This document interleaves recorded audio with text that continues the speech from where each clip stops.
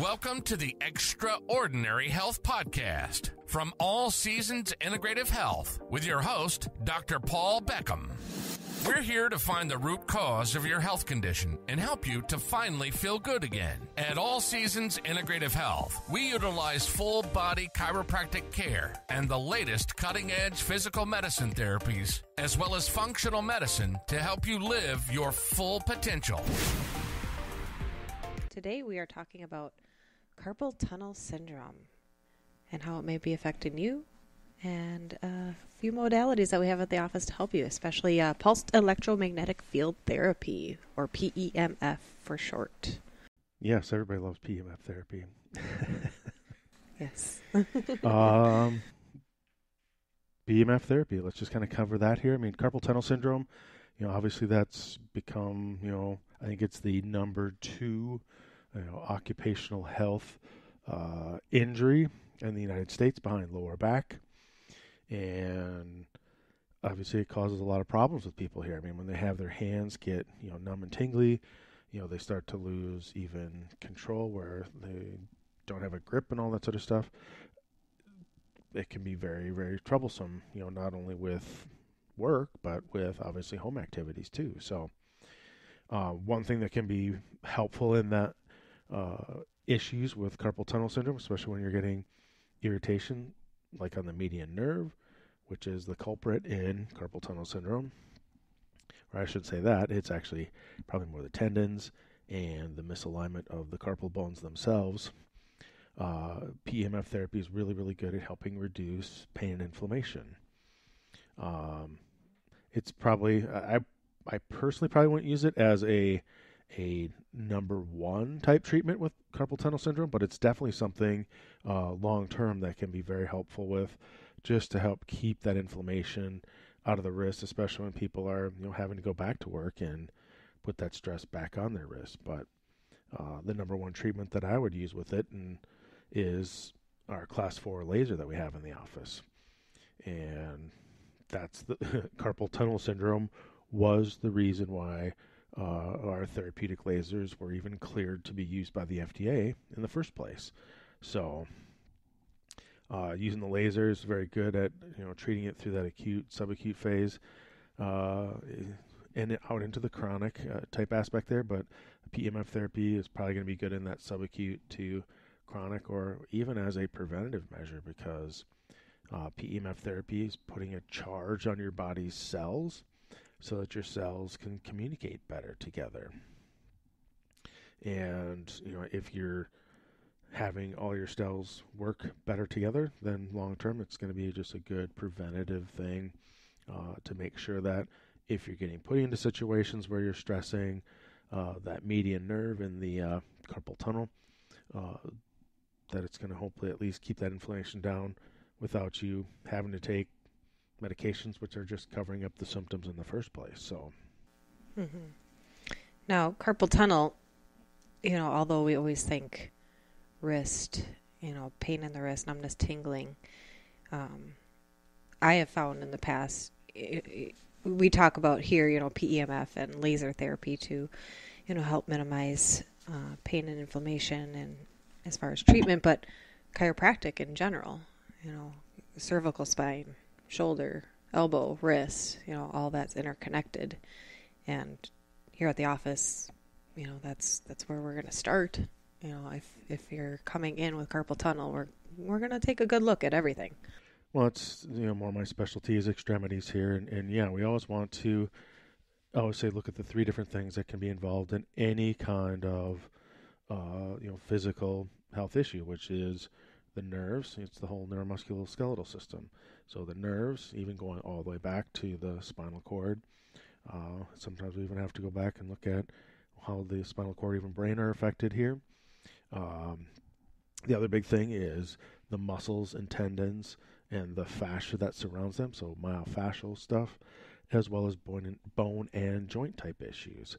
And with carpal tunnel, I mean, you can literally have, one of the nerve roots in your neck being aggravated here, and that's what's feeding down to the numbness and tingling in the hands. But also typically that's where I kind of pay attention to people when they come in with their initial consultation. It's like, do they have carpal tunnel syndrome, or have they been told by somebody else they have carpal tunnel syndrome because they have numbness and tingling in their hands? It's kind of like sciatica.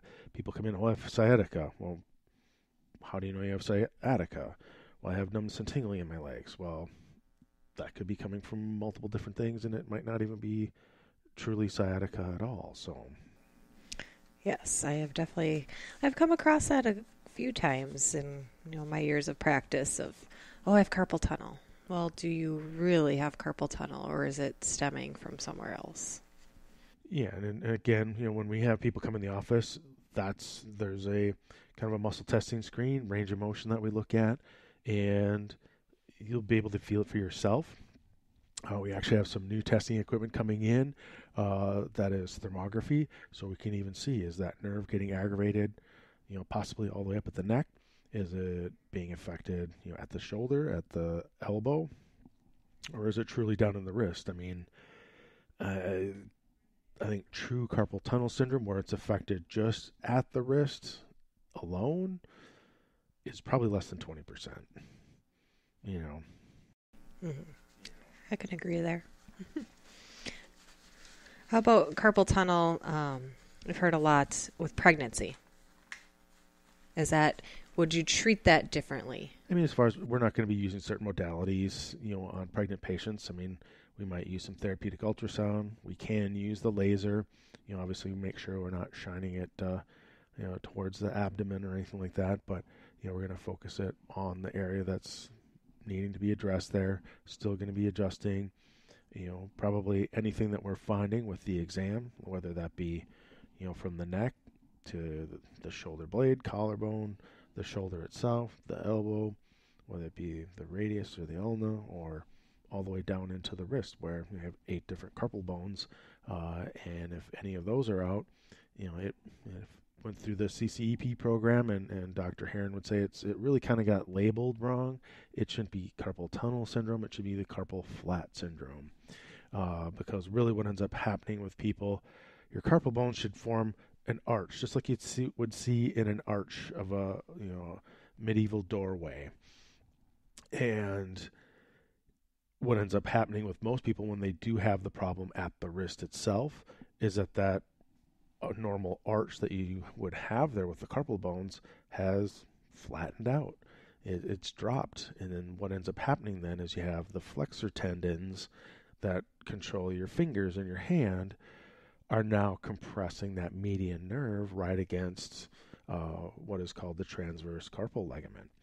And that's where people start to get that numbness and tingling in their hand, typically in the thumb, index, middle finger, maybe out into that ring finger a little bit there. And obviously the longer it's there, the more chances you have of that numbness and tingling, kind of continuing and possibly getting worse. So that's where, yes, we'll look at the carpal bones in the wrist to make sure that they're aligned properly. And there are some simple tests that we do to determine that. And we can go and adjust things, do some soft tissue things or therapies, and we can retest it right away. And people are going to know that, yes, it's getting better. But then it's just a question of how long does that treatment last. And, that's why we have people on treatment plans for a period of time to get not only the pain and inflammation to go away that's probably causing the carpal tunnel syndrome there, but also to restore the proper alignment of all the bones and joints in your body. And I think that's what you'll probably find different in our office that you're going to find in any other office. I mean, we have a systematic way of determining where you have the problem at, so we can get down to the root cause of the problem, not just the root cause that's in the spine and the neurologic component, but in the joints throughout your whole entire body, or in the muscles and the fascia, or in the peripheral nerves where they might get entrapped as well. So, well, that sounds about right. How about diet and exercise? What can we do different to be more preventative? Say you're working at a desk job daily.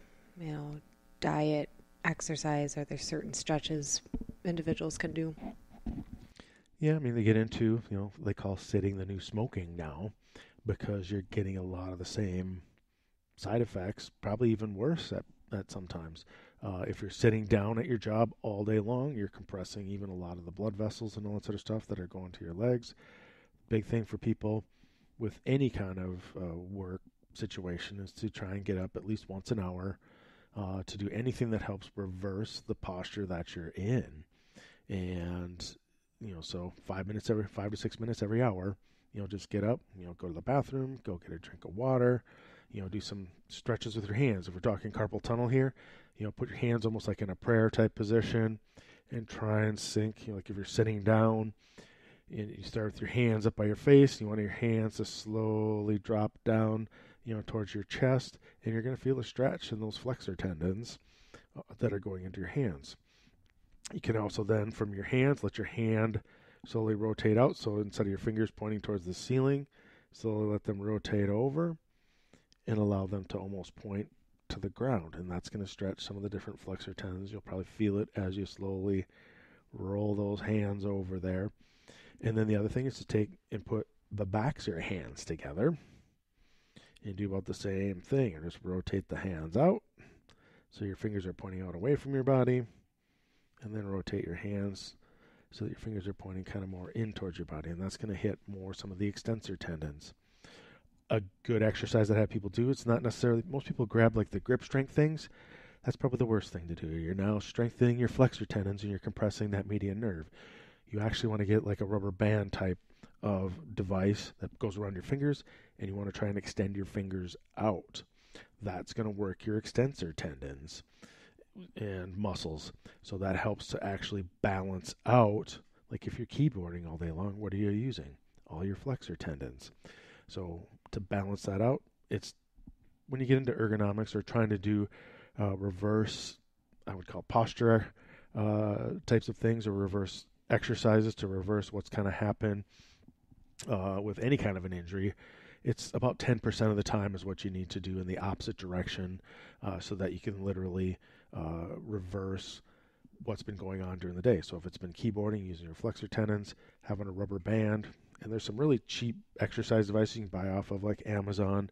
They're probably around $10. They may go as high as $15, but they're just some hand devices that you can put on your fingers, and it looks like a big rubber band, and you can open your hand up against that resistance there and just move your hand through different ranges of motion to strengthen those muscles, and it's reversing the effects of your work activities there. So, and I've done those before, and as us as chiropractors, you think, oh gosh, we got to have strong hands, but yeah, we might be strong, but we too can get that where we're flexed too much. And doing that rubber band, I definitely felt that, like, wow, I have some weakness in my extensors there.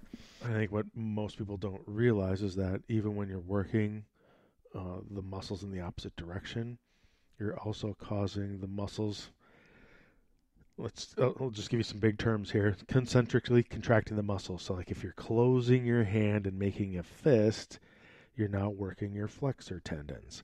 That is what is called concentrically contracting the muscle. But also, when you try and open your hand up, which is, yes, using your extensor tendons, but you're now also having your flexor tendons kick in, and they're working eccentrically, so you don't move your hand too far in the opposite direction. You actually need to work the muscles, and that's where maybe getting more towards that bodybuilding style of exercise, where you want to work that muscle through a full range of motion, is going to be a better way of exercising it rather than doing a power kind of activity where it's probably a limited range of motion, where you use a muscle and it's not fully being used. That's where people run into problems. That's where you run into carpal tunnel syndrome and stuff like that, because you're only using your flexor tendons all the time. I'm just using my flexor tendons.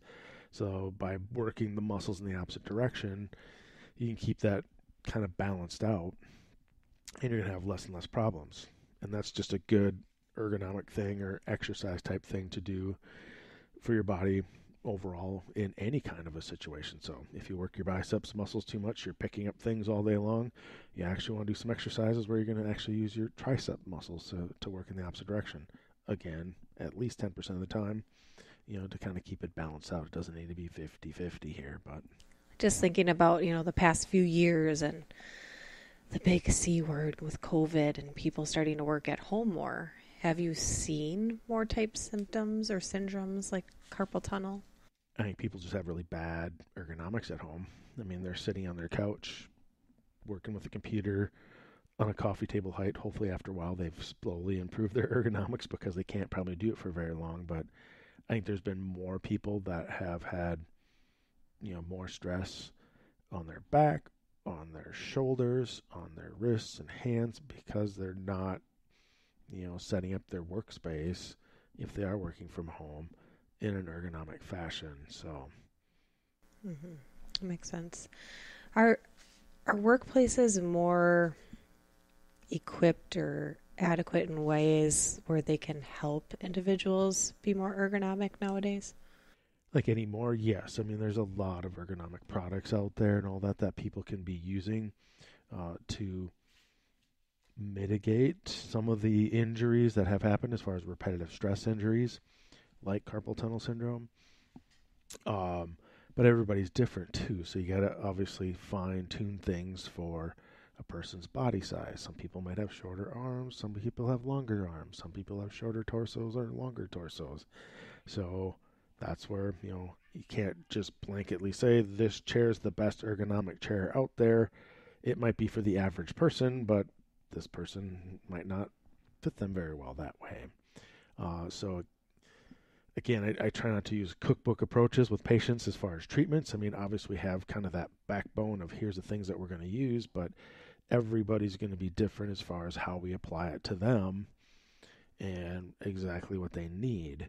Because some people, it's like, nope, we got to actually switch this and start doing this instead because this other stuff's clearing up, but this area isn't. So it could be something completely different that needs to be done, ergonomic-wise as well. So there's plenty of ergonomic mice, ergonomic keyboards, ergonomic chairs, stand-up desks, standing, sitting type desks, and I think most, and I look all the time when I go into different businesses and all sort of stuff, and I would say it's a high percentage of them anymore that do have ergonomic things built in for all their workers, whether they're sitting down all day long and they actually have an adjustable stand-up type desk that's just mounted right on a regular desk, or they literally do have an adjustable height desk that they can be using. Going back to where, this might be sidetracked a bit, but when you, talked about when an individual should get up and move, about 5 or 6 minutes out of their hour, is that still the same if, say, you do have a standing desk or you're able to stand up? Should you still be getting up and moving out of that standing position? I mean, if you're just changing positions, if you're standing there for a full hour, yeah, you probably want to go and take a break and go sit down maybe for like 5 minutes or something like that. So it's reversing where you're at the time. It's like, geez, in the office, I'm on my feet probably most days, at least 9 hours out of a 10-hour day. I might sit down and get some stuff done, but most of the time I am not sitting down. I'm going all the time. So being able to sit down and not do anything for a while can be, more relaxing then. But it's because I am up on my feet all day long, just going around. Where if you have a stand-up desk, if you're standing up all the time, hey, maybe it's time to just go take a break, go sit down, read a book then or something like that. Just take some time to get a little bit of weight off your feet there and allow gravity to be pulled down as you're sitting in a chair rather than through your feet again here. But so it's obviously, yes, conditional on what kind of position that you're in. Just realize what are some of the things you can do that would be reversing the effects on your body that you just were in. No, that makes a lot of sense, and I think individuals need to realize that too. I think most people don't really understand that. Okay, I'm standing. I'm being proactive. I'm being up and about. I'm not sitting. But yes, even that standing in one position can be more detrimental than actually taking a break from that position too. Yeah, anything. If you just get focused and all of a sudden you're locked into something, whether you're standing up or sitting down, it's going to put some stresses on your body that it's just not quite used to. And, you need to do what you can to help reverse any of that stuff so that next thing you know, hey, we're going to work and you're standing 10 hours out of a day. You haven't really changed much. You maybe went to the restroom or got something to eat or something like that. But, that's why they have breaks kind of built into it. It's like, hey, take 5 minutes here, 10 minutes there, 15, whatever. However you can take breaks. I mean, if you're going to go for 2 hours and take a 10-minute break to kind of reverse some of that stuff, get that done. Take a load off. But ergonomics, play a big role in, joint wear and tear, stress on your nervous system, stress on your muscles and your tendons and the fascia and all that. And the more you can kind of pay attention to that yourself, the less you're going to have to go out and go to the chiropractor, go to physical therapy, go to, get massage therapy done or whatever. Hopefully those are situations where, you got some injuries and you just got to get them taken care of, but it's those long-term things that creep up on people that they don't realize that all of a sudden 10 years down the road, 20 years down the road, 30 years down the road, they've actually worn their discs out because they've been sitting in a desk job for that long.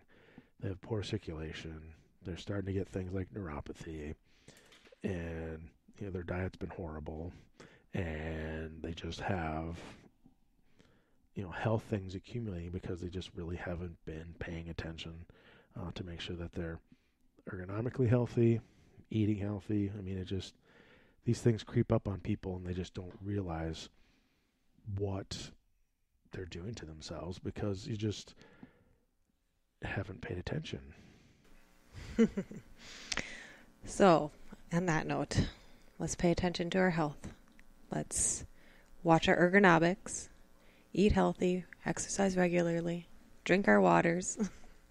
But if you do feel you have carpal tunnel, or you may be having indications of that, please reach out to our office at All Seasons Integrative Health, as we would love to speak with you one-on-one and determine what can be done or what should be done for you. Yeah, we're here to help. Wonderful. Well, thank you all for listening in, and continue to follow along at the Extraordinary Health Podcast on your favorite streaming services. Have a good day. Thanks for listening to the Extraordinary Health Podcast. For further information or to set up an appointment, go to the website at www.allseasonsintegrative.com or call us at 701-356-0016.